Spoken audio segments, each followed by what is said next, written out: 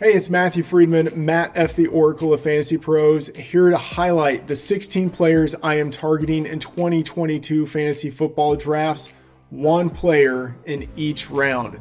But first, if you want a chance to win a signed Gabriel Davis Buffalo Bills jersey, courtesy of our friends at Pristine Auction, then subscribe to the Fantasy Pros YouTube channel right now.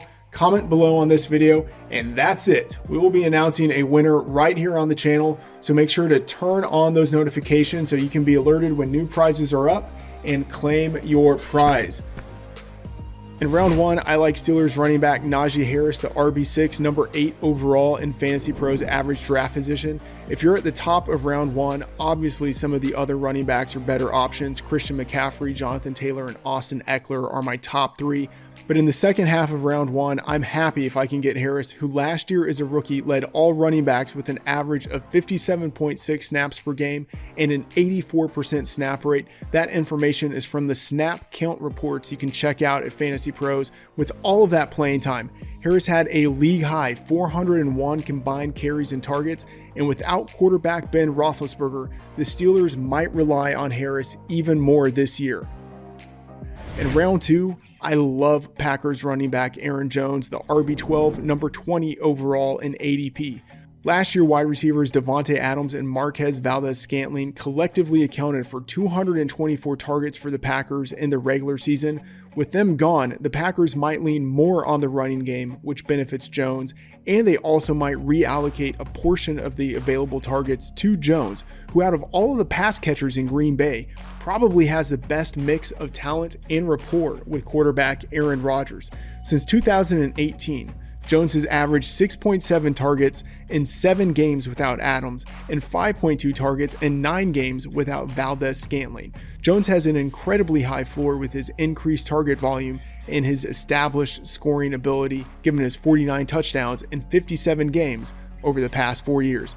I want at least running back before round 3, so if I miss on one in the first round, Jones is a guy I'm actively targeting in the second.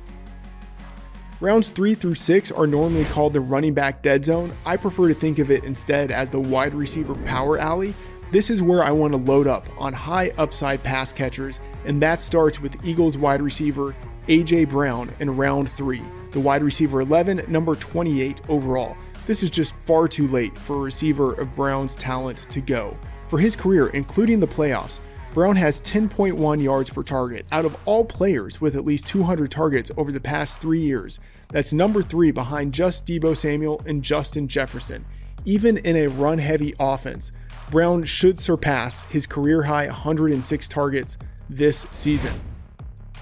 In round 4, I like Commanders wide receiver Terry McLaurin, wide receiver 16, number 43 overall. McLaurin has 1,030 yards receiving per season for his career, and he has put up those numbers with quarterbacks Taylor Heineke, Dwayne Haskins, Case Keenum, Alex Smith, Kyle Allen, Colt McCoy, and Garrett Gilbert. Some of those names sound made up. Say whatever you want about Carson Wentz, but he's an upgrade on that collective cohort and probably the best NFL quarterback McLaurin has had. In round 5, I'm targeting Panthers wide receiver DJ Moore, wide receiver 18, number 50 overall, and I don't even mind reaching for him a little and taking him in the 4th round just to make sure I get him. Moore is the only wide receiver with at least 1,200 yards from scrimmage in each of the past 3 seasons, and he's just 25 years old. He has the best quarterback of his career with Baker Mayfield, and Moore is clearly still in the ascension phase of his NFL trajectory. In round 6, I love me Texans wide receiver Brandin Cooks, wide receiver 25, number 64 overall.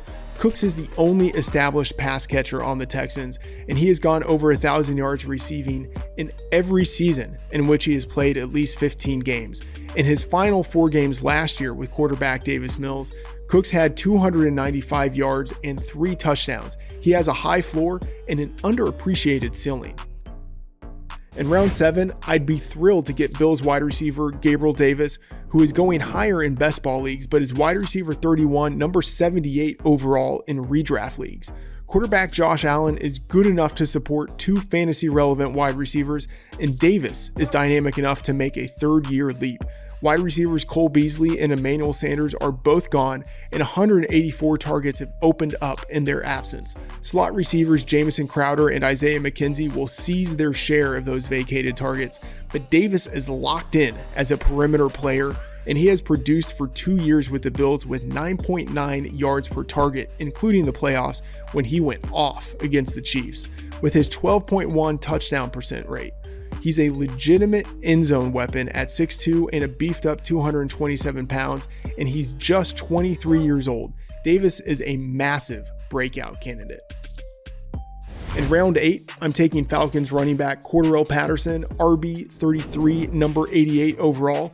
Patterson is already 31 years old, but he has relatively little wear on his body, given that last year was his first with 100 carries.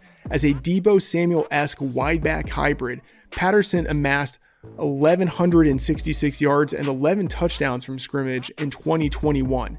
This year, he has a decent chance to replicate his usage of 153 carries and a nice 69 targets, even if 5th-round rookie running back Tyler Algier gets some playing time. In round 9, I'm targeting 49ers quarterback Trey Lance, QB 13, number 101 overall.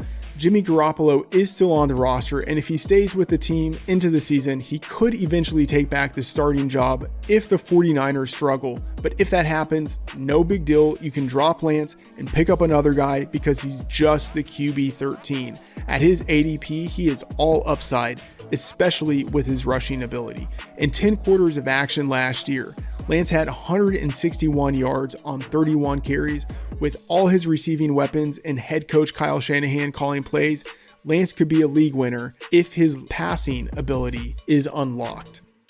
In round 10, I'm taking Packers wide receiver Allen Lazard, wide receiver 46, number 115 overall. Lazard could be the number 1 receiver for the Packers. Quarterback Aaron Rodgers has talked him up as the top guy, and wide receivers Devontae Adams and Marquez Valdes-Scantling have vacated 224 targets. For his career, Lazard has 9.3 yards per target and an 8.4% touchdown rate, including the postseason. He is a better player than people think. In round 11, give me Chiefs wide receiver Sky Moore, wide receiver 54, number 132 overall. Wide receivers Tyreek Hill, Byron Pringle, and Demarcus Robinson have vacated 260 targets. Veterans Juju Smith-Schuster, Marquez Valdes-Scantling, and Mecole Hardman have all disappointed over the past 3 years, so the rookie Moore could emerge as the number 1 wide receiver for quarterback Patrick Mahomes by the end of the season. He has the route running skills to play in the slot, the speed to play on the perimeter, and the second-round draft capital and high-end college production to be an impact NFL player. In round 12, I like Broncos tight end Albert Okwuegbunam, tight end 15, number 141 overall. 3rd-round rookie Greg Dulcich is getting some training camp hype, but I am not buying it. Day 2 tight ends almost never do anything as rookies, and last year, Okwuegbunam, among all tight ends with at least 40 targets, was number 7 with 2 yards per route and number 9 with 4.2 routes per target. The guy is a playmaker, and he could break out this year. In round 13, it's fine to start reaching for your guys since everyone in this range is basically a dart throw, and one of my guys is 49ers rookie running back TYRION Davis-Price, RB 61, number 200 overall. In his 5 years with the 49ers, head coach Kyle Shanahan has had 5 different number 1 running backs. That doesn't mean running back Elijah Mitchell won't have success in 2022, but he's not built like a lead back at 5'10" and 200 pounds. He's vulnerable, and Davis-Price has the size, athleticism, and 3rd-round draft capital to steal work from Mitchell and maybe take the starting job even as a rookie. In round 14, I like Commanders rookie running back Brian Robinson, RB 62, number 202 overall.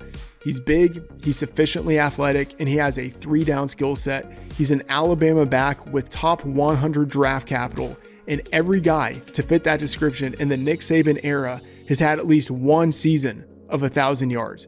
He's behind veterans Antonio Gibson and JD McKissic, but he should earn a role pretty quickly as a rookie, and he has big upside if either of them is unavailable. In round 15, I'll take Chargers wide receiver Joshua Palmer, wide receiver 74, number 220 overall. He's being used as a number 3 wide receiver in training camp, and last year as a rookie, he had 154 yards and 3 touchdowns on 22 targets in his 3 games with a snap rate of at least 60%. With Justin Herbert at quarterback, Palmer has some value anyway, and his production could skyrocket if either Keenan Allen or Mike Williams were to miss time. In round 16, I'm drafting free agent wide receiver Will Fuller, wide receiver 82, number 250 overall. When Jarvis Landry and Julio Jones signed with teams, their ADPs moved up aggressively. I bet that Fuller will sign with a team before the season starts, so I'm just trying to get him at a discount right now. For his career, Fuller has averaged 9.2 yards per target, and his stat line for the past half decade prorates to 1,000 yards and 9 touchdowns for a 17-game season.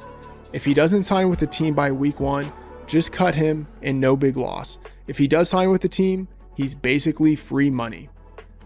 All right, those are the 16 guys I'm targeting in fantasy football drafts. Remember that we're giving away a signed Gabriel Davis Buffalo Bills jersey. All you have to do is subscribe to the FantasyPros YouTube channel, comment below on this video, and that's it. The more you comment on our videos, the more chances you have to win. I'm Matthew Freedman. Thanks for watching, and check out FantasyPros for even more fantasy football goodness. Yes. Thanks for tuning in to the FantasyPros YouTube channel. Don't forget to check out our featured videos. And while you're at it, make sure to follow us on Instagram, Facebook, and Twitter at FantasyPros, so you can get the latest news and updates to give you the edge you need in your fantasy league. Yes.